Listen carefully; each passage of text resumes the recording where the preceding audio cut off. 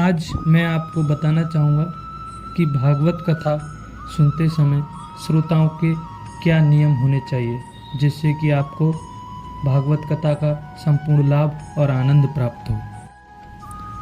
श्रोताओं के नियम। श्रोता प्रतिदिन एक बार हविष्यान्न भोजन करें। पतित दुर्जन आदि का संग तो दूर रहा, उनसे वार्तालाप भी नहीं करना चाहिए। ब्रह्मचर्य पालन।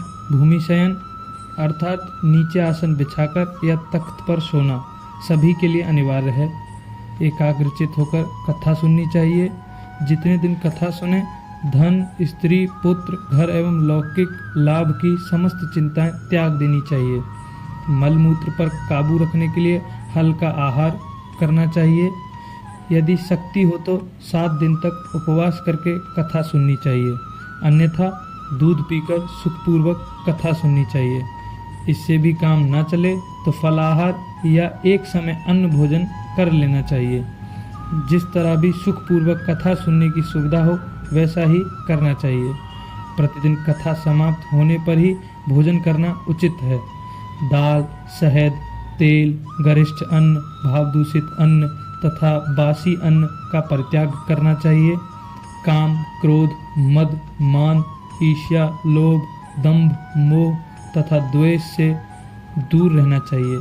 वेद, वैष्णव, ब्राह्मण, गुरु, गौ, वृत्ति, स्त्री, राजा तथा महापुरुषों की कभी भूलकर भी निंदा नहीं करनी चाहिए। रजस्वला, चांडाल, मलेच्छ, पतित, व्रतहीन, ब्राह्मणद्रोही तथा वेद बहिष्कृत मनुष्यों से वार्तालाप नहीं करना चाहिए।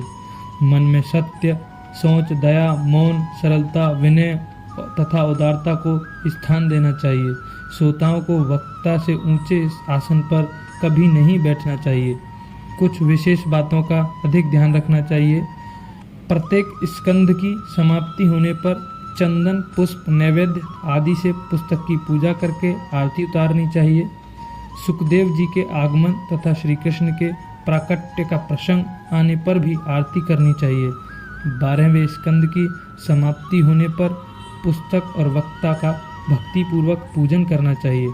वक्ता ग्रस्त हों तो उन्हें अपनी शक्ति के अनुसार उदारता पूर्वक वस्त्राभूषण तथा नगद रुपये भेंट देने चाहिए।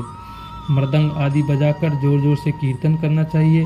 जय जयकार, नमस्कार और शंखनाद करने चाहिए। ब्राह्मणों और याचकों को अन्न एवं धन देना चाहिए। वक्ता के हाथों से श्रोताओं को प्रसाद एवं तुलसी दल मिलने चाहिए। प्रतिदिन कथा के प्रारंभ और अंत में आरती होनी आवश्यक है।